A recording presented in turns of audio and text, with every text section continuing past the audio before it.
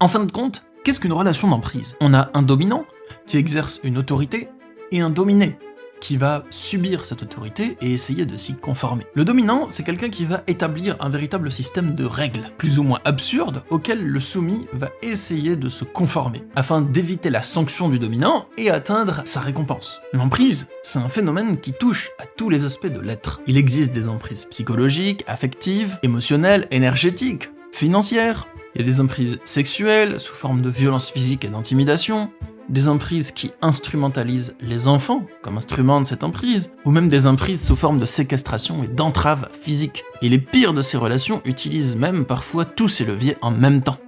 Moi, j'ai vécu des emprises, notamment celles exercées par ma mère, mais aussi, en tant que coach en développement personnel, dans mon métier de sophrologue, j'ai pu accompagner des milliers de personnes à franchir des étapes sur leur chemin de libération et de sortie d'emprise.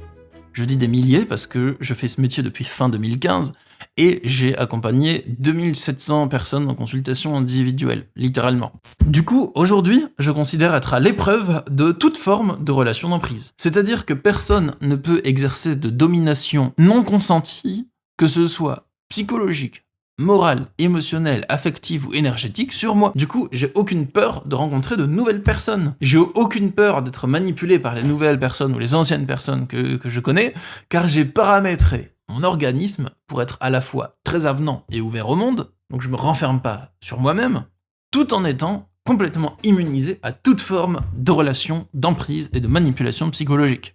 Pour faire cette vidéo, je me suis analysé et j'en ai tiré 4 points clés. Ce sont les points clés qui font que personne ne peut exercer de relation d'emprise sur moi, comme l'indique le titre de cette vidéo. Et donc, c'est ce que je vais vous partager aujourd'hui, les 4 points clés qui font que personne ne peut avoir d'emprise sur moi.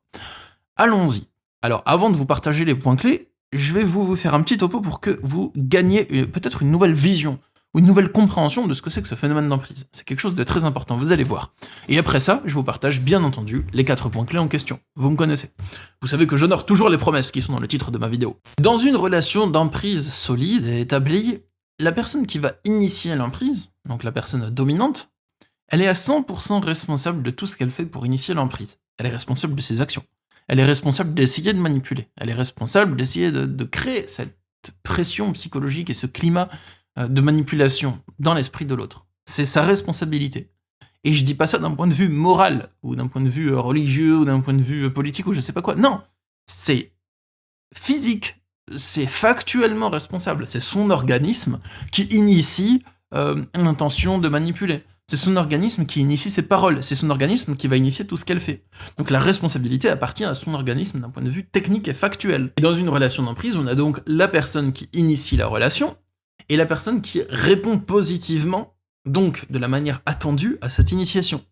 Quand je dis positivement, ça veut pas dire que c'est positif dans le sens que c'est cool, mais plutôt que la personne va répondre à la manipulation de manière positive, donc de la manière attendue par le manipulateur. Le manipulateur qui est 100% responsable, mais la personne manipulée, donc la personne qui subit l'emprise, en fait elle est partiellement responsable de comment elle réagit à la manipulation.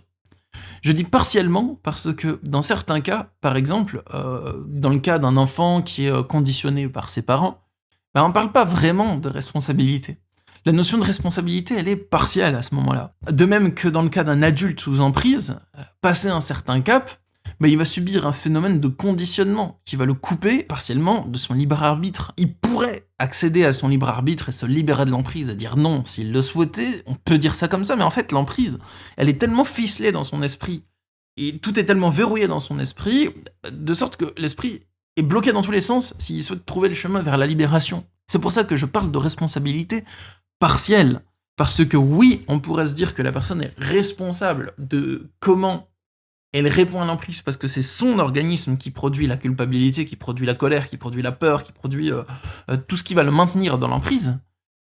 C'est son organisme qui le produit, mais en fait, son organisme est paramétré de sorte à ce qu'il a du mal à en sortir, énormément de mal, et c'est le but de cette emprise. Donc la responsabilité n'est que partielle. Une fois, j'ai quelqu'un qui m'a dit « c'est de ma faute à 100% si l'autre m'a manipulé parce que je laissais la porte ouverte pour le faire ».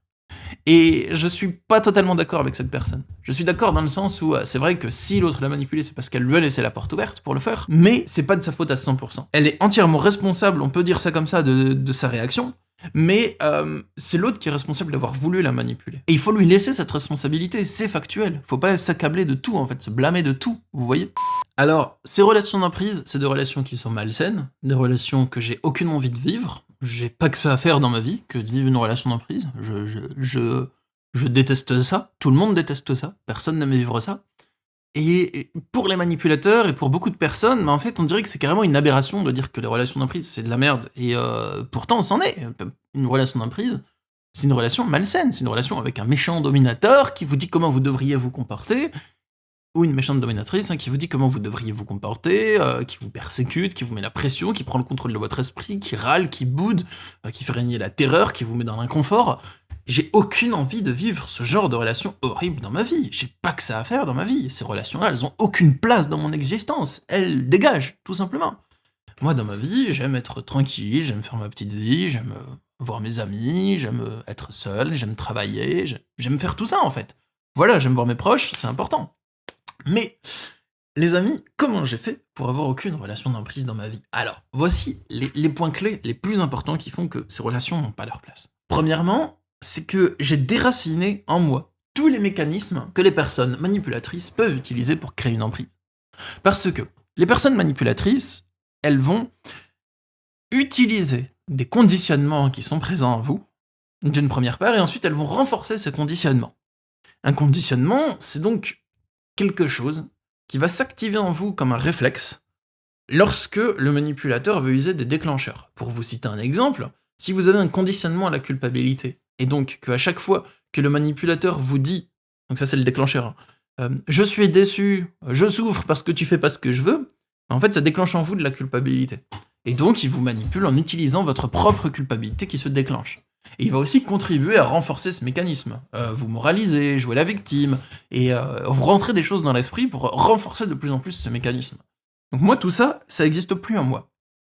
Quelqu'un qui veut que je fasse des choses qui sont pas bonnes pour moi, et qui m'influence à culpabiliser en jouant la victime, ou en moralisant, je vais juste voir que cette personne ne constate pas mes besoins, que cette personne est égoïste, et essaye de m'influencer à faire des choses qui sont pas bonnes pour moi, et donc ça va me permettre de me sentir encore plus légitime, de couper les ponts avec cette personne, et de renforcer la certitude que j'ai bien fait de dire non. Tous ces mécanismes-là, je les ai déracinés. J'ai pas peur de l'autre, j'ai pas peur de ses réactions. Si quelqu'un se met en colère, je vais pas être intimidé, je vais me dire mais il est sérieux lui, il va être banni lui. Il se rend compte que chaque mot qu'il prononce sur ce ton le rapproche d'un pas vers le gouffre du bannissement suprême. Et ça marche plus avec moi ces choses-là. Donc ça c'est quelque chose qui est très important, c'est que j'ai déraciné tous ces mécanismes. Je ne laisse plus les personnes faire des déclencheurs pour que je me mette dans un état de stress, de colère, de culpabilité, de crainte, d'attachement, de dépendance affective, tout ça, c'est fini, basta. Les personnes qui veulent gérer ça chez moi, qui veulent déclencher ça chez moi, c'est des personnes qui vont déclencher l'ordre du bannissement suprême. Voilà les amis, tout simplement. Bon, ça c'était vraiment le premier point clé. Et j'en parle maintenant, et ça a l'air d'être un truc simple quand j'en parle. Mais c'était un long processus, et vous le savez que c'est un long processus, parce que pour vous aussi c'est un long processus, tout ça. Et je sais que pour vous aussi c'est un long processus. C'est quelque chose qui est long, qui est très long en fait, parce que tous ces conditionnements, c'est pas juste une petite culpabilité qui s'active quand l'autre fait la victime, non, c'est plus loin que ça. C'est des structures profondes de votre psychologie, c'est des structures de votre subconscient qui vont affecter vos paradigmes, qui vont affecter vos pensées. C'est quelque chose qui prend énormément de place en vous, c'est vraiment une révolution psychologique à faire, une révolution. Changez votre psychologie sur des aspects qui sont fondateurs de celle-ci.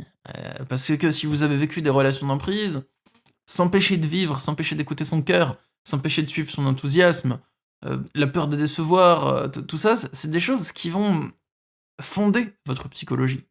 Et donc, c'est des révolutions psychologiques à faire. Et ces révolutions, ça veut pas dire que vous devez les faire aujourd'hui. Vous pouvez y aller tranquillement, commencer maintenant, tranquillement, si vous voulez. C'est quelque chose qui prend du temps, donc il faut pas se presser dans ce processus. Sauf si vous ressentez l'urgence vous-même de le faire, mais je veux dire, je vous dis pas, il faut le faire vite. Ça peut pas se faire vite. C'est quelque chose qui se fait petit à petit. Les souffrances vont se révéler au fur et à mesure de ce que vous vivez, comme aventure dans votre vie, et du regard que vous portez dessus, et petit à petit, vous allez les transcender. C'est quelque chose que j'ai fait, et aujourd'hui, je suis emprise proof. Le deuxième point clé, les amis, c'est que je repère facilement les comportements toxiques. je les analyse et je les décrypte avec mon intellect. Je vois en fait tous les comportements toxiques chez l'autre. Quand une personne ne se remet pas en question et m'attribue la responsabilité de ses propres actes. Si je te parle mal, c'est de ta faute parce que t'as fait ça. Je le vois direct en fait. Tout simplement, pour moi, c'est comportement toxique, red flag, alerte. Une personne qui va me reprocher de pas avoir fait des choses qu'elle attend de moi mais qu'elle m'a pas demandé. Une personne qui va être plutôt dans le reproche plutôt que dans la critique constructive. Et juste être dans le reproche mais pas chercher des solutions pour l'avenir. Une personne qui va vampiriser trop mon énergie. Enfin, tout ça, je vois ça. Une personne qui essaye de me dire quoi faire et de me faire des menaces si je le fais pas. Oh les amis, quelqu'un qui me fait une menace, quelqu'un qui menace de me punir si je fais pas ce qu'il veut, mais je le bannis direct. Bon, bref les amis, ce genre de choses, bah moi en fait je le repère facilement. Et c'est important de s'entraîner à la repérer, comme ça vous allez plus vous poser des questions en vous demandant mais est-ce que cette personne va me manipuler ou pas, vous les voyez ces comportements. Mais en fait souvent, tous ces comportements qu'on peut voir, qui sont devant nous, ils se passent sous nos yeux, bah en fait, vous êtes conditionné et vous les voyez pas. Et c'est quelque chose d'important d'apprendre à ouvrir l'œil, ouvrir le troisième œil si je peux le nommer ainsi, pour voir la vérité. Pour voir ces comportements qui se déroulent sous vos yeux.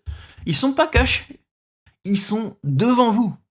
Mais si votre esprit est perdu dans une sorte d'obscurité, si vous êtes perdu dans la confusion, dans les pensées obsessionnelles, dans beaucoup de questionnements, vous n'allez pas aller voir ces comportements alors qu'ils sont sous vos yeux, ils ne sont même pas masqués. Donc pour moi, c'est pas difficile de voir les comportements de manipulation, parce qu'ils ne sont pas cachés, ils sont là. Et là, vous pouvez être pas d'accord peut-être avec ce que je vais dire, et vous dire « Ah ouais, mais qu'est-ce qu'il raconte ? Bien sûr que si, le manipulateur, il cache son jeu. » Oui, il va faire semblant d'être gentil, oui, il va pas vous dire dès le début « Je veux ton mal », bien entendu, vous avez raison. Mais il y a plein de comportements malsains que font les manipulateurs, mais vous les voyez pas, alors vous avez l'impression qu'ils cachent leur jeu. Ils cachent leur jeu sur certains points, ils n'avouent pas explicitement leurs intentions, mais leur comportement toxique les démasque. Et moi, je les vois, et dès le début, et on me le fait pas, ça. Tous les comportements de boudé, de chantage affectif, de chantage émotionnel, tout ce qui se rapporte au gaslighting, ça a lieu dès le début, subtilement, mais ça a lieu, et je le vois, parce que c'est là, en fait. Entraînez-vous à voir la vérité. Entraînez-vous à repérer les comportements du gaslighting. J'ai fait plein de vidéos dessus. Vous tapez Stan Carr et gaslighting, et vous les trouvez, il y en a une myriade. Entraînez-vous à voir le chantage affectif, entraînez-vous à voir la manipulation émotionnelle. J'ai aussi fait des vidéos pour décrypter la manipulation émotionnelle, et pour décrypter la manipulation mentale. Regardez mes vidéos sur le sujet et entraînez-vous à voir ça. Troisième point clé qui fait que je peux être immunisé totalement contre les relations d'emprise, je fais confiance à mon intuition, car elle m'indique rapidement quelles sont les personnes contrôlantes. Mon intuition me dit, attention, cette personne, elle est contrôlante, cette personne, elle est pas saine, cette personne, elle a un comportement malsain. Je le ressens. Et vous aussi, votre intuition vous l'indique. Si vous faites confiance à votre intuition, et que vous vous entraînez à l'entendre, et ensuite, que vous vous entraînez plus tard dans votre vie à lui obéir, ben en fait, ça va vous aider à voir clair beaucoup plus rapidement. Et ça va vous éviter plein de relations galères. Avant de passer au dernier point les amis, abonnez-vous à cette chaîne si vous souhaitez être notifié de mes prochaines vidéos, et aussi, je propose des accompagnements de coaching si vous souhaitez vous aussi sortir pour de bon des relations toxiques et nager dans la paix intérieure comme moi. Donc si vous souhaitez dépasser une difficulté précise liée à une relation toxique précise, ou dépasser des pensées obsessionnelles ou avancer vers le chemin de reconnexion à soi, je propose des accompagnements individuels, actuellement, et il y a le lien sous la vidéo pour ceci, pour prendre directement un rendez-vous avec moi. Donc actuellement, je propose encore des coachings, après, on va voir comment ça va se passer, mon évolution, et la suite de mon chemin. Mais bon, là, au moment où je fais cette vidéo, il y a encore des accompagnements. Et je suis heureux de vous accompagner, et je le fais avec mon cœur, c'est pour ça que je le fais et que je vous y accueille. Dernièrement, le dernier point clé, qui est très important, qu'est-ce qui fait que je suis immunisé contre les relations d'emprise, c'est que je fais de ma paix intérieure et de mon équilibre une priorité. Et pas au détriment des autres, hein. Je veux utiliser personne pour ça, bien entendu. Mais c'est ma priorité dans ma vie, la paix intérieure et l'équilibre intérieur. Et c'est quelque chose qui est établi maintenant dans ma vie. C'est quelque chose que je vis depuis longtemps, c'est profond, c'est une profondeur insondable. Ma paix intérieure, elle est grande, elle est stable, je suis heureux dedans. Et c'est établi, donc je vais repérer toutes les personnes qui vont perturber et qui vont interférer avec ma paix intérieure. Je comprends que pour vous, quand c'est le chaos intérieurement, c'est difficile de repérer les personnes qui provoquent et qui jouent de ce chaos, en fait. Mais une fois que c'est installé, bah en fait vous allez repérer plus facilement les personnes qui vont interférer dans la paix intérieure. C'est comme si vous avez une musique en vous, mais c'est une cacophonie. Il y a des gens qui tapent avec des bâtons sur des couvercles de poubelle, il y a des gens qui hurlent, il y en a qui jouent du banjo, il y a du djembé, il y a des sirènes qui chantent, et c'est le bordel quand on écoute tout ça. Mais le jour où vous allez arriver à ajuster votre esprit sur la vibration de votre âme, à ajuster vos émotions et votre corps sur la bonne vibration de votre âme, en fait, votre mélodie intérieure, elle est harmonique, elle est harmonieuse. À ce moment-là, votre mélodie intérieure deviendra harmonieuse. Et vous aurez une belle chanson. Genre, je sais pas moi, Somewhere Over the Rainbow, ou quelque chose comme ça va être la chanson intérieure qui sera en vous. Et là, qu'est-ce qui se passe? Il y a quelqu'un qui allume du heavy metal juste à côté, ou de la hard techno, qui vient perturber votre petite musique hawaïenne au ukulélé. Vous allez faire quoi? Vous allez le remarquer. Alors que si c'est dans la cacophonie, vous allez pas remarquer, si votre musique intérieure c'est de la cacophonie, vous allez pas remarquer quand quelqu'un allume du métal juste à côté, ou allume de la hard techno. Non, vous allez pas remarquer ça. Par contre, si votre musique intérieure c'est quelque chose de doux, de calme et de paisible, vous allez remarquer la hard techno quand quelqu'un l'allume. Et donc, ça c'est une métaphore pour vous dire, si vous ne l'avez pas compris, que si votre vie est beaucoup chaotique et votre esprit aussi, c'est ok, c'est normal, hein, ça arrive à tout le monde, ça m'arrive aussi, à certains moments de mon chemin de vie que j'ai vécu. Bah, quand quelqu'un vient perturber et interférer votre bien-être, si c'est le chaos à l'intérieur de vous, ça va peut-être être plus dur de le remarquer que si c'est déjà la paix à l'intérieur de vous. Alors ça veut pas dire que vous devez attendre d'être en paix pour vous immuniser contre les relations toxiques, mais cheminez vers la paix, avancez vers plus de paix, comme vous le pouvez, c'est votre chemin initiatique avec toutes les longues étapes qu'il y a dessus, mais si vous décidez d'aller petit à petit dans cette direction, bah en fait les personnes qui vous en écartent, vous les repérez plus facilement, tout de même. Voilà le bon conseil. Alors en guise de conclusion, je vous dirais que le tout c'est de progresser. Soyez fiers de chaque progrès, de chaque fois où vous repérez un peu plus tôt que les fois précédentes les relations toxiques, et soyez fiers de ça au lieu de vous blâmer, d'être encore retombé sous le joug d'un manipulateur. Vous revenez de loin, donc soyez fiers, ne vous blâmez pas, et soyez fiers à chaque fois que vous avancez, ne serait-ce que d'un petit peu. Et si vous souhaitez avoir mon accompagnement sur ce chemin, il y a le lien dans la description pour mes consultations. Moi je vous dis rendez-vous dans quelques jours pour une prochaine vidéo, à bientôt les amis, prenez soin de vous, au revoir.